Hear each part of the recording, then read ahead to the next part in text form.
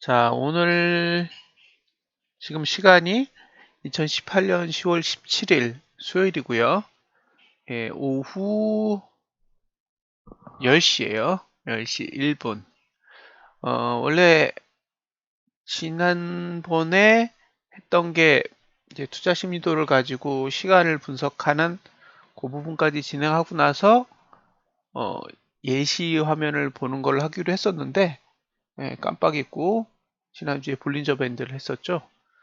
그래서 이번 주에 그 예시를 해야 되는데, 일단 그 예시를 할 때 여러 가지를 봐야 될 상황이어서, 예, 수급론까지 같이 진행을 한 뒤에 그 책에 나오는 그 샘플들을 한 번에 모아서 예, 진행을 하는 시간을 가질게요. 그래서 오늘은 예, 수급론에 대해서 배워보도록 하겠습니다. 음, 자, 여기 보시면 몇 페이지냐? 이게 몇 페이지죠? 예, 200페이지가 예, 수급론이거든요. 그래서 통상 수급이라고 말을 하면 사실 주식에서의 수급이라는 개념은 그 외국인, 기관, 개인들의 거래 결과 예, 그런 걸 수급이라고 얘기를 해요. 그러니까 일반적으로 사람들한테 수급이라는 얘기를 던지면 외국인이 샀느냐 팔았느냐, 기관이 샀느냐 팔았느냐를 뜻하는 단어라고 생각을 하시면 돼요. 근데 여기에서 말하는 수급의 개념은 어, 거래량이 미치는 영향, 그 정도로 정의를 하시면 될 것 같아요. 그래서 여기에서 의미하는 수급의 개념은 일반적으로 사용하는 수급이라는 단어와는 조금은 다른 의미라고 생각을 해주시면 될 것 같아요. 자, 그러면 수급, 즉 거래량을 어떻게 분석할 거냐라는 게 있잖아요. 그러니까 거래량을 어떻게 분석할 것인지에 대해 이제 기본적인 정의를 해야 되는데, 그 거래량을 분석하기 위해서 어, 거래량과 주가를 1대1로 같이 매칭시켜서 분석할 수 있는 지표가 필요한 거죠. 그래서 찾다가 이제 그렇게 비교할 수 있는 지표를 찾은 게 투자 심리도인 거예요. 투자 심리도. 그래서 그 여러분들이 보는 그래프, 투자 심리도 그래프 안에는 종가의 투자 심리도, 고가의 투자 심리도, 저가의 투자 심리도도 있지만 거래량의 투자 심리도도 함께 포함되어 있는 이유는 거래량을 분석하기 위한 거죠. 그러니까 이제 그 투자 심리도 안에 거래량의 투자 심리도가 들어가 있는데 그 거래량의 투자 심리도를 가지고 도대체 거래량을 어떻게 분석하는 거냐잖아요. 그게 이 거래량을 분석하는 수급의 핵심입니다. 핵심. 자, 가장 중요한 건 뭐냐면 거래량 투자 심리도의 상대적인 위치입니다. 상대적인 위치. 그러니까 절대적인 위치가 아니에요. 예를 들면 거래량 투자 심리도가 40이다, 50이다, 60이다 이런 수치가 중요한 게 아니라 상대적으로 높으냐, 상대적으로 낮냐, 예, 이렇게 상대적인 위치를 가지고 분석하는 게 매우 중요하다는 거죠. 그래서 자, 첫 번째는 이제 수급 매도라는 단어가 나오거든요. 수급 매도. 자, 수급 매도는 그냥 간단하게 거래량 투자 심리도가 맨 위에 있다 이런 뜻이에요. 예. 그러니까 여기에서 정의한 수급 매도라는 단어는 거래량 투자 심리도가 상대적으로 가장 위에 있다. 이렇게 정의를 하시면 됩니다. 반대로 수급 매수는 거래량 투자 심리도가 상대적으로 가장 아래에 있다. 네, 이렇게 생각하시면 돼요. 그러면 수급 매도 찾으세요. 그러면 거래량 투자 심리도가 제일 위에 있는 걸 찾으면 되는 거고, 그다음에 수급 매수를 찾으세요. 그러면 거래량 투자 심리도가 가장 아래에 있는 걸 찾으시면 돼요. 그런데 그러면 그게 맨 위에 있고 맨 아래에 있는 게 어떤 의미를 지니냐 하잖아요. 그래서 이걸 이제 몇 년을 테스트를 한 거예요. 테스트를 하다가 이제 볼린저 밴드 21선이랑 붙여본 거죠. 붙여보면서 이게 맨 위에 있을 때하고 맨 아래에 있을 때 어떤 영향을 미치는지를 이제 계속 추적을 해본 다음에 그 추적해본 결과를 이제 정리를 한 게 수급과 볼린저 밴드의 상관관계입니다. 일단 가격편에서 그러니까 볼린저 밴드를 분석을 할 때 21선을 분석하지 않고 5일선을 분석하잖아요. 그때 말씀드렸을 때 어떤 얘기를 했냐면 21선은 다른 경우에 사용합니다 라고 했는데 21선을 사용하는 경우가 거래량을 분석할 때 사용하는 거예요. 그래서 이걸 어떻게 이제 쉽게 정리할 거냐. 사실은 이제 통계를 내보면 굉장히 의미 있는 수치가 나오긴 나오는데 이거를 실제로 사용하는 사람들이 아주 쉽게 사용할 수 있는 방법이 뭐냐잖아요. 그래서 이제 그걸 정리한 거예요. 자, 이거를 이제 조금 더 쉽게 정리를 하면 어떻게 설명할 수 있냐면 저 노란색은 거래량의 투자 심도잖아요. 저거를 어, 볼린저 밴드 21선이라고 생각을 해보세요. 저 노란색은 볼린저 밴드 21선이에요. 21선. 머릿속에 상상이 되세요? 저 거래량의 투자 심리도는 볼린저 밴드의 21선이라고 그냥 딱 생각하시면 돼요.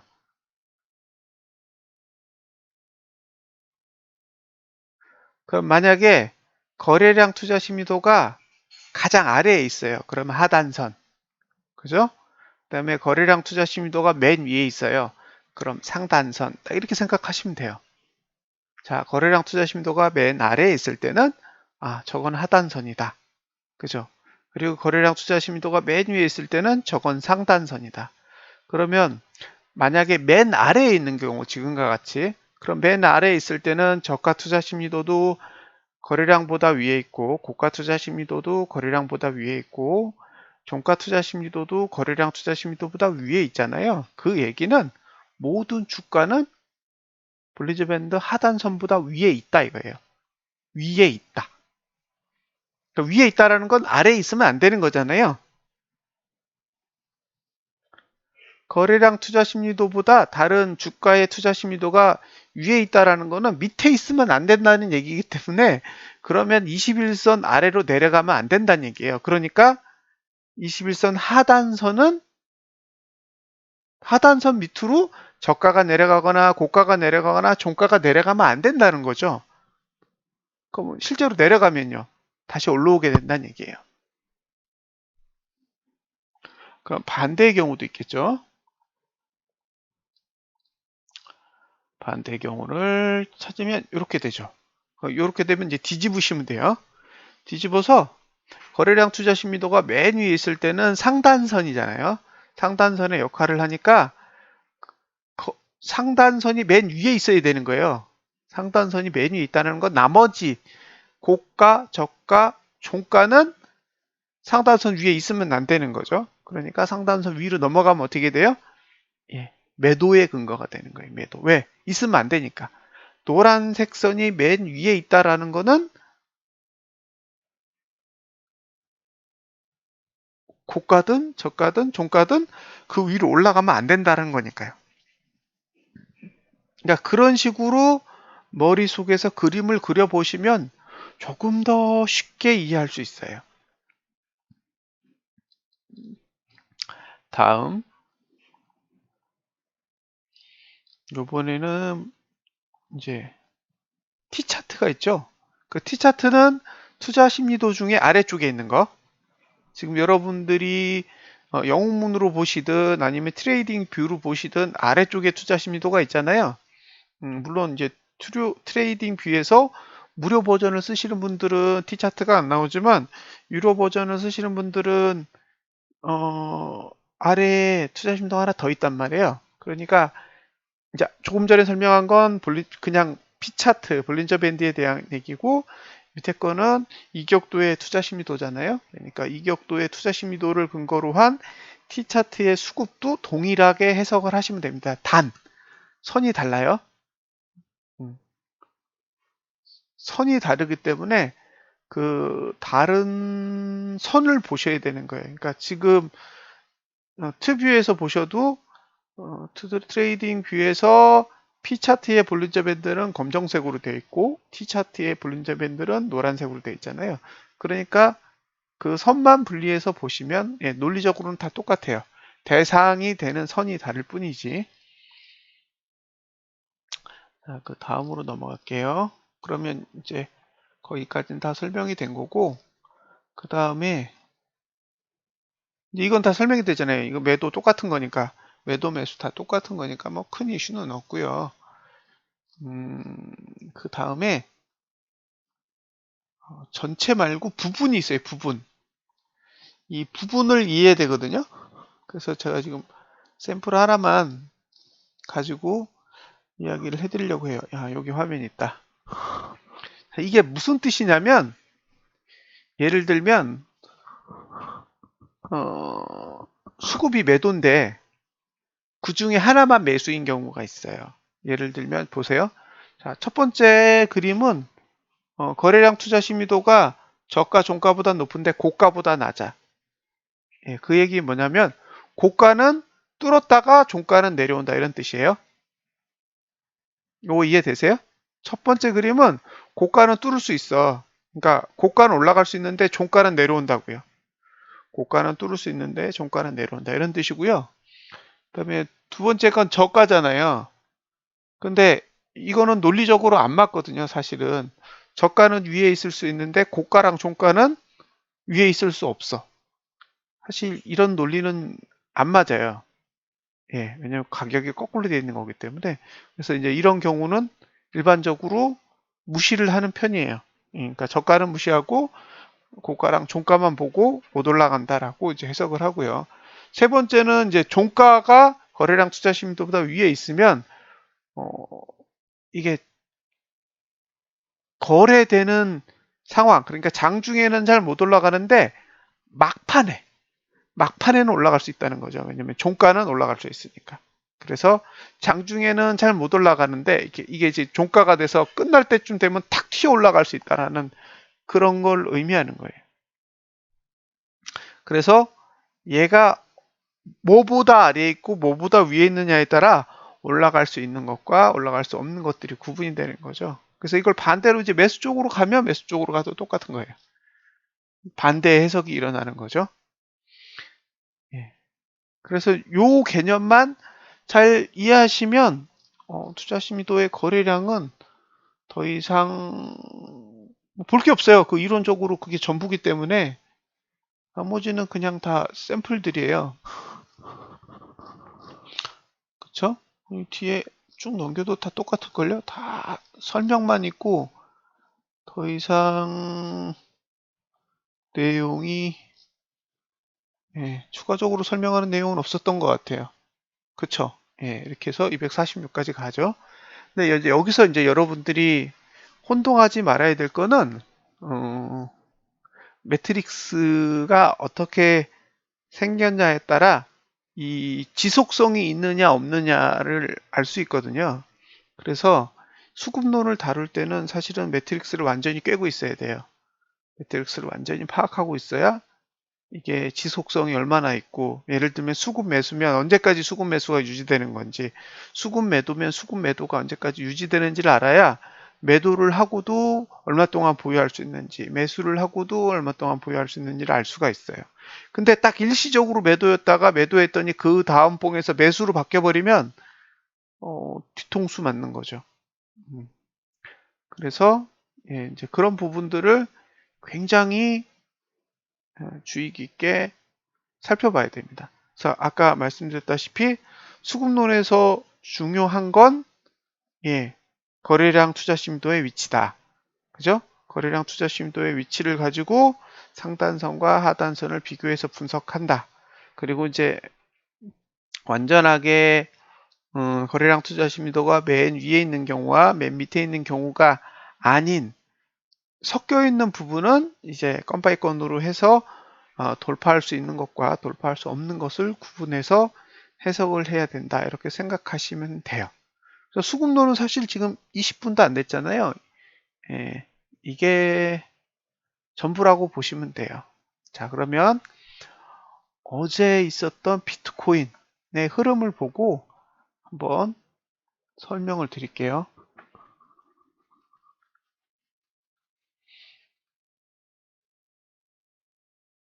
자, 이거 확대해서 볼까요?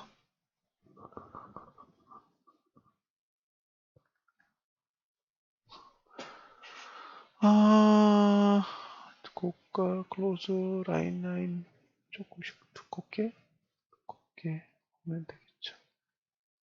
자, 거래량은 3월 해볼게요.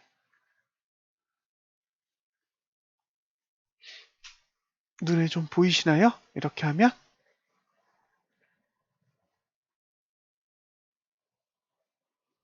자, 이렇게 하면 잘 보이시죠?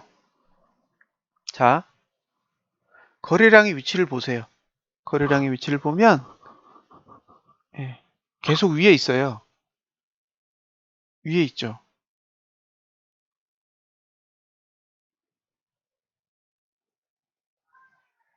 잘 보세요.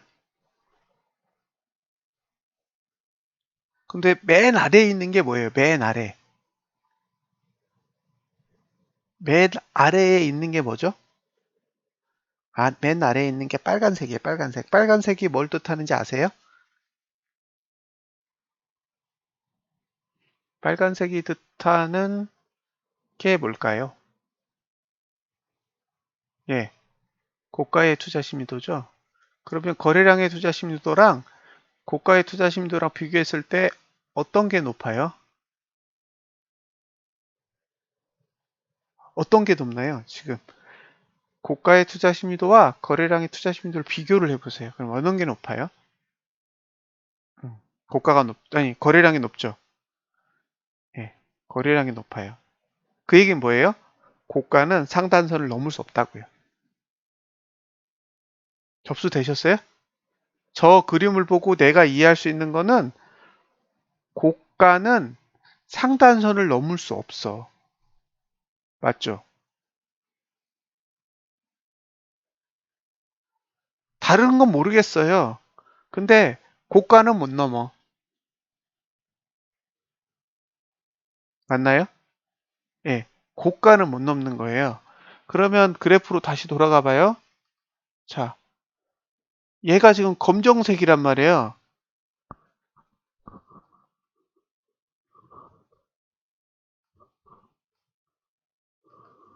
검정색 여기 있죠?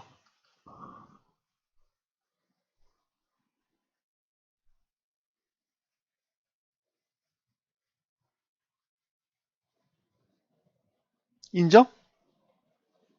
인정하세요? 어제 보세요. 어제.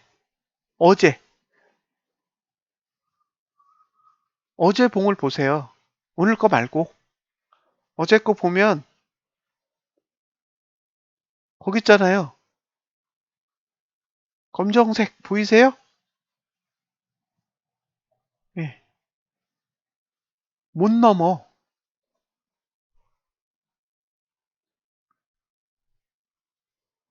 못 넘는다고요. 저 거래량의 형태를 가지고는 못 넘는다고요. 그러니까 막히잖아요. 검정색에서 막혔죠. 그죠? 다시 그 전날 보세요. 여기도 똑같아요. 거래량이 맨 위에 있어. 그러니까 여기도 검정색이 막혀요. 그러니까 어디서 막혀요?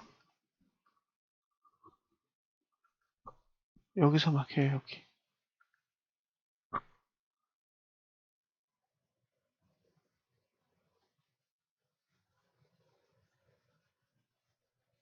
그쵸? 그러니까 저 일봉의 상황으로 보면 어, 어제는 687 하나를 못 넘는 거고 오늘은 아니 그저께는 6844를 못 넘는 거예요. 그냥 그럼 퉁쳐서 6,900은 못 넘는 거잖아요. 저 형태를 가지고는 6,900을 넘을 수 없는 거예요, 일봉은. 일봉은 6,900을 넘으려고 만든 차트가 아닌 거죠. 그러니까 무슨 얘기냐면 일봉은 급등에 대한 준비가 전혀 안 돼 있는 거예요. 안 돼 있었다고. 그래서 제가 그날 그 얘기를 했잖아요. 이거 왜 오르냐고. 준비가 안 됐다고요. 전혀 준비가 안 됐어. 그러니까 저거는 애초부터 내리려고 했던 차트지, 저건 올리려고 만든 차트가 아무리 봐도 아니거든요. 그래서 사지 말라 그랬잖아요. 아마 기억을 하실 거예요. 주봉도 무너졌고, 월봉도 사실 가격 빼고는 마음에 드는 거 하나도 없고, 무엇보다 월봉 상황이 별로 안 좋다. 그 얘기는, 음, 저걸 내포한 거예요. 그러니까 거래량이 아래로 깔려야 되는데, 거래량이 계속 맨 위로 가고 있어요. 그 얘기는 계속 판단 얘기거든요. 계속 팔고 있다는 얘기예요, 일봉은. 저 거래량의 투자 심리도가 맨 위에 있는 거는 파는 거예요, 파는. 파는 행위가 주를 이룬다는 거고, 저게 밑으로 내려가면 사는 행위가 주를 이루는 거예요. 그러니까 저게 거래량 투자 심도가 맨 위에 있을 때는 주가가 오르면 매도세가 더 커져요. 왜냐면 애초부터 매도세를 갖고 있는데 거기다 주가를 올려버리면 더 커지겠죠. 반대로 그게 거래량 투자 심리도가 맨 밑에 깔리잖아요. 그럼 주가가 내리면 더 매수세가 강해지는 거예요. 그래서 자, 이날 여러분들이 어디까지 갔었냐면 이제 보이시죠? 이게 얼마까지 갔었냐면 7,800 가까이 갔었어요. 그러니까 6,900이 맥스란 말이에요. 저 일봉의 힘을 가지고는 6,900까지 가는 게 맥스인 거예요. 더 못 가. 쟤는 더 가려면 어떻게 해야 돼요? 시간이 필요해. 시간이. 더 가려면 시간이 필요한 거예요. 왜냐면 거래량을 밑으로 깔아야 되니까. 거래량을 밑으로 내려서 위험하지 않게 해놓고 올라가는 거예요, 주가는. 근데 저 상황은 그런 상황이 아닌 거죠. 그러니까 한 번에 해결이 안 돼. 주가를 아무리 끌어올려도 이 투자 심리도가 움직일 수 있는 폭이 맥스 10이잖아요. 오르든 내리든 10밖에 안 돼. 그러니까 거래량도 10으로 움직이고 주가들도 10으로 움직이기 때문에 둘이 30 이상 차이가 나면 만날 수 없어요. 30이 차이 나면 안 좁혀져. 그죠? 한쪽이 10이 오르고 한쪽이 10이 떨어져도 10이 오른 애는 10이 올라가서 20 차이가 되는데 떨어지는 애가 10이 떨어지면 10 차이가 남아있기 때문에 이게 구조가 변하지 않아요. 그러니까 그 저 상황은 구조가 변할 수 있는 상황이 아니었던 거죠. 근데 주가가 계속 올라가요, 진짜. 저 보고 있는데 멍했어요. 어? 저거, 저럴 시간이 아닌데 왜 저러지? 그래서 참다가 글을 써놨잖아요, 게시물에. 기억하시죠? 그 게시물 기억하세요? 제가 어이없어서 써놓은 게시물이 있거든요. 잠깐만요. 카페에 한번 가볼게요. 저 글을 보고 써놓은 게시물이 있어요. 자, 어디에 있냐면, 제 글을 찾아봐야겠네요. 제가 지금까지 쓴 게 219개의 글이 있거든요. 어, 이게 이게 먹고 이건 것 같아요. 예, 이게 먹고. 그래서 여기 보시면 더 확대해서 볼 수 있는 방법이 없을까요?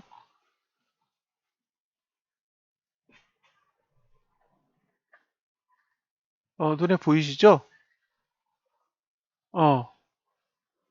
어, 이게 먹고라는 제목이에요. 이게 먹고. 그래서 보시면 A와 B가 다 수급이 매도인데, 예, A와 B가 수급이 다 매도인데, 그 위로 주가가 올라가 있잖아요. 그래서 그러니까 매수의 최대가는 6,800달러를 넘어서는 안 되는 구조라고 써놓은 거예요. 그러니까 저 지금 제가 이거를 글을 쓸 땐 이미 6,800보다 더 높았잖아요, 주가가. 그래서 사지 말라고. 이건 논리적으로 보면 밑에 있어야 정상이기 때문에 사시지 않으셨으면 좋겠다라고 글을 쓴 거죠. 이 자리는 팔아야 될 자리지 사야 될 자리가 아니니까. 예. 이게 수급론을 보고 이야기를 한 거예요. 근데 결국에는 지금 주가를 보시면 어, 내려와 있잖아요. 지금 6,700이에요. 지금 그러니까 6,900일 때 얘기를 했으니까 한 200불 정도 빠진 건가요? 200불? 예, 200불 정도 빠졌죠. 그러면 2%에서 3% 정도 지금 그때보다 하락한 상태거든요. 그래서 수급론은 저럴 때 이용하시면 도움이 돼요.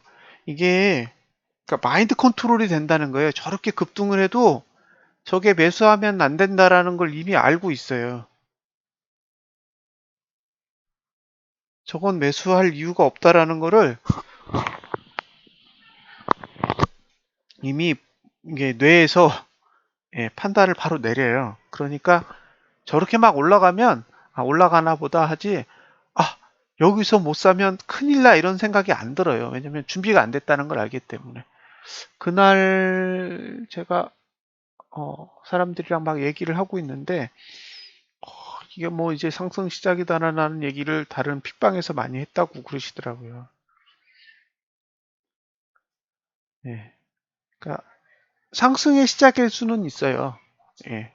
운이 좋으면 이게 상승할 수 있는 어쩌면 시발점이 될 수도 있는 의미 있는 사건이긴 한데 어, 준비가 안 된 건 어쩔 수가 없어요. 그러면 준비하기 위해서 또 일정 시간이 필요할 거잖아요.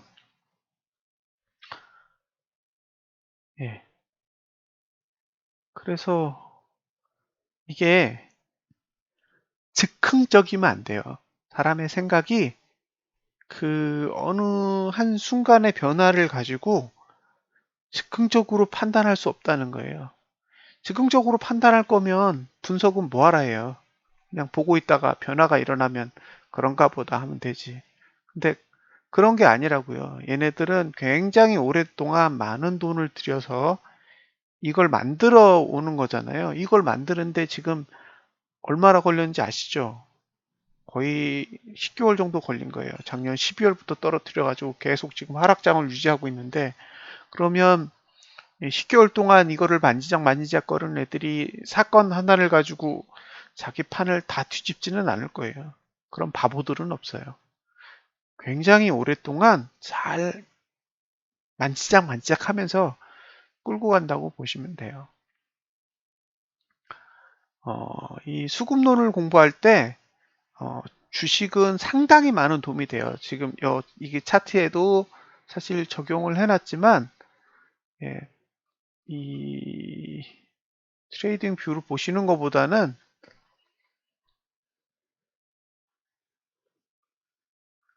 차트로 보시는 게 훨씬 더 막강하고 공부가 잘 돼요. 그래서 대표적으로 보실 수 있는 공부에 참 도움이 되는 종목은 LG 디스플레이예요.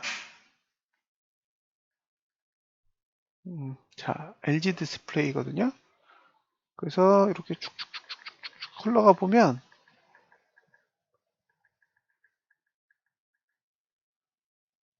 눈에 이제 들어오실 거예요. LG 디스플레이. 눈에 들어오세요?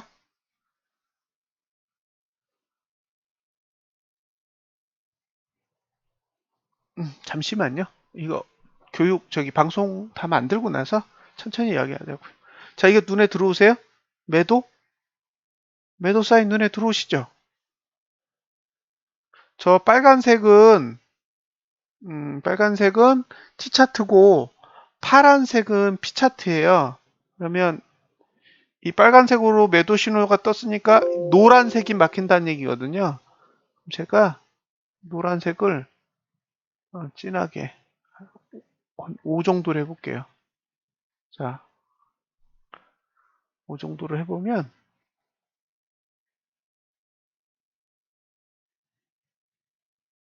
이제 눈에 들어오세요? 막히죠? 노란색 위로 나간 건 안으로 누르잖아요. 그죠? 그러니까 수급론이 저렇게 무섭다고요. 자, 여기서 똑같이 노란색이 5로 했을 때, 그죠? 자, 노란색이 매주에 있으면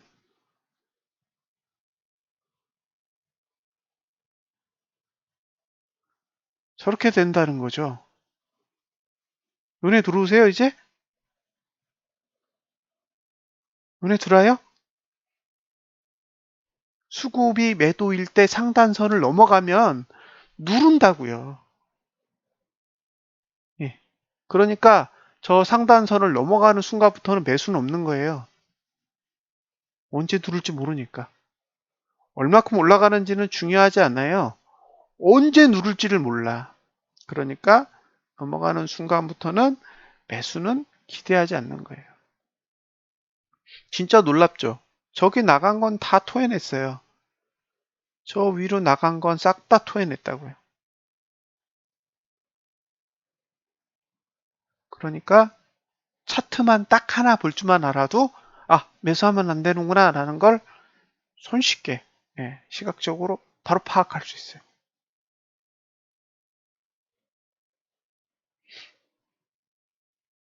눈에 들어오셨어요? 자, 그러면 제가 여기서 종목 하나를 보여드릴게요. 뭘 보여드리냐면 코덱스 레버리지. 자, 코덱스 레버리지인데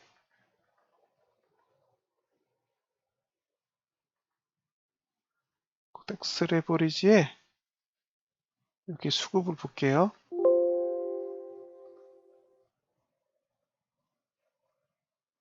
거래량 4. 자, 거래량의 위치고요. 그 다음에 수급선의 하단선을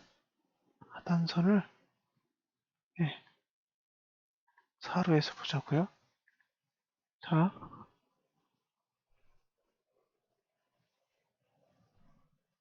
이제 확대해서 볼게요.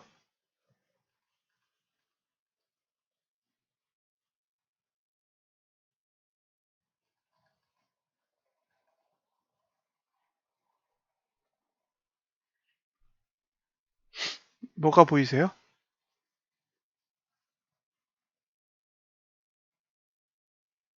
뭐가 보이시는지요?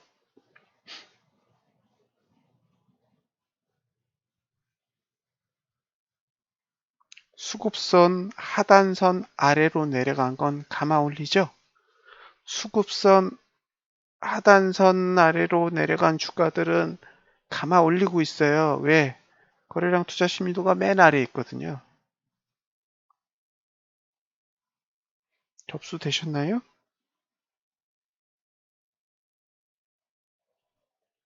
접수되세요? 거래량 투자 심리도가 맨 아래에 있어요. 그래서 뺐다가 막판엔 다 감아 올려요. 막판에 수급선 위로 다 감아 올리더라고요. 여기까지 접수되셨죠? 아까하고 반대의 모습이죠. LG 디스플레이는 거래량 투자 신뢰도가 맨 위에 있어서 상단선이 막힌 케이스고, 그죠? 코덱스 레버리지는 거래량 투자 신뢰도가 맨 아래에 있어서 하단선이 막힌 케이스예요. 자, 지난달에 하단선의 위치가 어디에 있었냐면 8월달 저가보다 위에 있었어요. 8월달 저가보다 위에 있었죠. 그래서 그걸 보고 무슨 생각을 했느냐? 아, 8월달 저가 안 깰 거구나. 이해되세요? 8월달 저가 안 깨겠구나. 9월달에 8월달의 저가를 깨지는 않을 건가 보다. 뭘 보고요? 예, 거래량의 투자 심도 위치가 너무 낮게 있어서 너무 낮게 있는데 문제는 날짜 수도 얼마 안 돼. 추석 연휴가 껴 있어서 그래서 저거는 죽었다 깨어나도 거래량이 늘 수가 없네. 그럼 저건 안 빠져. 그래서 그때 종목 탐험대 분들이랑 한 얘기는 거래량 투자 심도가 맨 아래에 있고 전봉의 저점을 깨기 힘들 것 같으니 코덱스 레버리지를 사고 싶다. 14,000원 밑에서. 그죠? 14,000원 밑에서 코덱스 레버리지를 사고 싶어. 근데 코덱스 레버리지는 지수랑 똑같은 종목이에요. 지수랑 똑같은 거니까 코덱스 레버리지가 빠지지 않는다는 거는 지수도 내리지 않는다라는 거죠. 그래서 지수가 내리지 않는다라는 거는 삼성전자가 내리지 않는다는 얘기랑 다 똑같은 말이에요. 그죠? 그래서 삼성전자는 내리지 않을 것이고 지수도 내리지 않을 것이고 코덱스 레버리지도 내리지 않을 거니 코덱스 레버리지와 삼성전자를 사봐야겠다라고 판단을 한 이유가 저 코덱스 레버리지의 거래량 투자 심도 위치예요. 저걸 보고 한 거예요. 저걸 보고. 저걸 보고 지수가 안 빠질 거라고 생각할 거고요. 지수가 안 빠질 거기 때문에 대장주를 사야겠다고 생각을 한 거죠. 우리가 관찰한 종목 중에 대장주를 사야겠다. 예, 왜냐하면 다른 종목들은 지수하고 반대로 놀 수도 있죠. 영향력이 떨어지니까. 그래서 예, 삼성전자를 사게 된 거죠. 그럼 삼성전자를 마지막으로 한 번 더 확인해 볼게요. 자, 삼성전자입니다.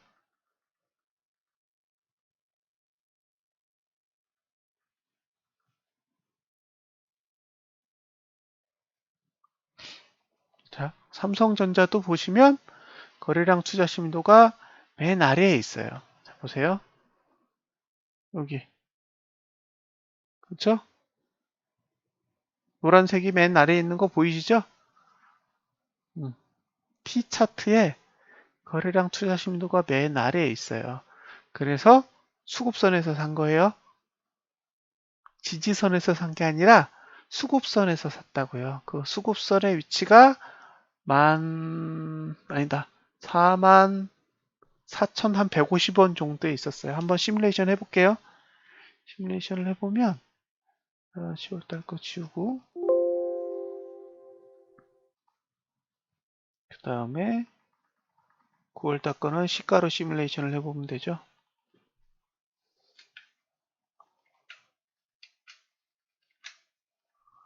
시가로 시뮬레이션을 실제로 해보면 자, 거래량 투자 심도의 위치는 똑같고 위치가 얼마냐면 여기에 있죠. 여기 시가로 했을 때 이 정도? 그러면 44,150원 정도에 있었던 거예요. 44,150원. 자, 여러분들 매수가를 잘 기억해 보세요. 기억을 해보세요. 44,150원이라는 저 가격과 여러분들이 실제로 매수를 한 가격을 잘 비교를 해보세요. 그러면 섬찟할 거예요. 그죠? 섬찟할 거라고요. 왜냐하면 매수를 시작한 가격이 44,200원이고, 그죠? 44,000원까지 나눠서 샀잖아요. 44,200원 사신 분도 있고, 150원 사신 분도 있고, 44,050원에 산 분도 있고, 그래요. 음, 저건 수급론을 이용한 거예요. 그러니까, 그, 2018년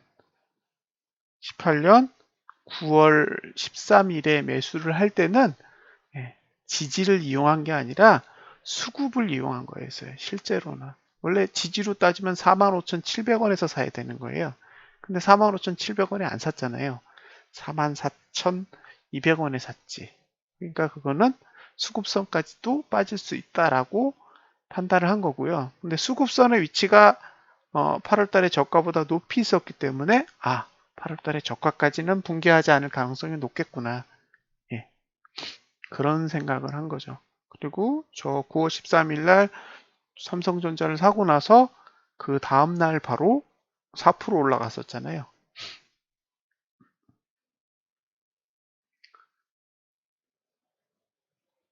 그러니까 수급론은 이런 식으로 활용을 하시는 거예요. 예, 이런 식으로. 이 수급론을 이용해서 매매했던 종목 중에는 한국타이어도 있어요. 한국타이어.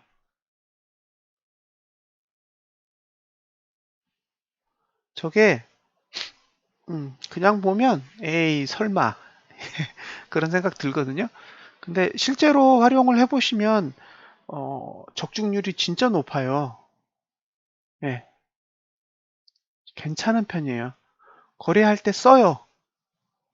거래를 할 때 진짜 쓴다고요. 저거를 확인을 다 한다고요. 그러니까 종목을 볼 때 순간적으로 싹 훑고 지나가잖아요. 그걸 다 보는 거예요. 가격, 거래량, 그 다음에 지금 투자 심의도가 오르는 타임이냐 내리는 타임이냐 그걸 다 확인해요. 그게 한 10초 정도 걸려요. 이게 한번 쓱 보는데 한 10초 정도 보면 그 세 개가 다 보여요. 한 번에 월봉은. 이제 월봉에서 마음에 들면 주봉, 일봉까지 내려가고요. 월봉에서 마음에 안 들면 주봉이고 일봉이고 보질 않아요. 그러니까 굉장히 빠르게 판단할 수 있는 거죠. 딱 보는 순간 아니야 그럼 제끼는 거예요. 근데 제끼고 나서 보면 엄청나게 오른 종목도 있거든요. 근데 그거는 제 관심사가 아닌 거예요. 예. 제 기준은 그냥 월봉을 딱 보고 의사결정을 하는 게 기준이기 때문에 주봉이 좋아서 오르는 종목, 일봉이 좋아서 오르는 종목은 그러니까 제가 좋아하는 유형의 주식은 아닌 거예요. 그래서 제끼는 거예요. 200개 보는데 30분이면 돼요. 그러니까 코스피 200에 있는 200개 종목을 필터링 하는데 한 30분이면 다 봐요, 다. 그러니까 200개를 30분에 본다는 거는 그죠? 100개를 15분에 보는 거잖아요. 100개를 15분에 보는 거니까 어, 대충 따져보세요. 그쵸? 15분. 15분이면 얼마예요? 1분이 60초니까 600초, 900초잖아요. 900초. 900초를 가지고 100종목을 보는 거니까 예, 9초. 9초당 한 개를 보는 거예요. 음, 9초 이렇게 보면 보여요. 아니야. 그래서 그때 제가 설명할 때 그거 했잖아요. 이건 너무 많이 올랐어요. 탈락. 그죠? 이거는 음봉이에요. 탈락. 간단간단하게 필터링 하는 게 그러니까 몇 가지 조건만 딱 놓고 보면 그 확률이 보이는 거예요. 그러니까 우리가 고르는 종목은 오를 종목이 아니에요. 오르는 종목은 어디에서나 올라요. 어디에서나 오르는데 여기서 고르는 종목은 뭐냐면 그러니까 기계적으로 움직일 수 있는 종목을 찾는 거예요. 기계적으로. 기계적으로 움직이면서 확률이 높을 수 있는 종목을 찾는 거지 오를 수 있는 종목을 찾는 거 아니에요. 그건 누구도 못 찾아요. 왜냐하면 음봉으로 떨어지고 다음날 상한가 치는 종목이 얼마나 많은데요. 그러니까 그런 건 우리가 포커스를 둔 종목이 아니라는 거죠. 우리는 체계적으로 만들어진 예, 그런 종목들만 찾아서 거래를 하는 거예요. 왜냐하면 그런 종목들이 기계적으로 거래가 되는 종목이고 기계적으로 거래되지 않는 종목들은 그거는 이제 우리 같은 그냥 일반인들이 접근할 수 있는 주식이라고 생각하지 않기 때문이에요. 그래서 수급론도 유의미하다라는 거예요. 공부를 해보시면 굉장히 많이 도움이 돼요. 지금은 트레이딩 뷰에도 적용이 돼 있고 영웅문에도 적용이 돼 있으니까 만약에 트레이딩 뷰가 유료잖아요. 지금 저렇게 완벽하게 돼 있는 건 유료로 돼 있으니까 유료로 쓰시는 게 부담이 되시면 영웅문을 깔아서 보세요. 영웅문은 무료로 쓰실 수 있으니까 공부하실 때는 영웅문이 훨씬 더 잘 돼 있어요. 그래서 공부를 해보세요. 이렇게 하나하나 배우시면 저게 다 대부분 10년 가까이 다 테스트를 해가지고 정리를 한 거란 말이에요. 예, 그러니까 적중률이 꽤 돼요. 아무리 안 돼도 70% 이상이니까요. 시간이 나실 때면 예, 시간을 내서 책도 보시고 책에 있는 내용을 실제로 차트로 보시면서 확인하시면 굉장히 좋아요. 수금돈의 내용은 되게 단순한 거예요, 실제로. 아무것도 아니에요. 아까 설명드렸잖아요. 15분이면 설명 다 끝나는 내용이에요. 근데 그거를 적용해 보는 훈련들은 좀 시간이 좀 필요해요. 그래서 지속적으로 시간을 들여서 하나하나 확인을 해 보셨으면 좋겠어요. 예. 자, 그러면 이제 이 책을 구매하신 분들을 위한 수급론에 대한 설명은 이것으로 마치도록 하겠습니다. 예, 감사합니다.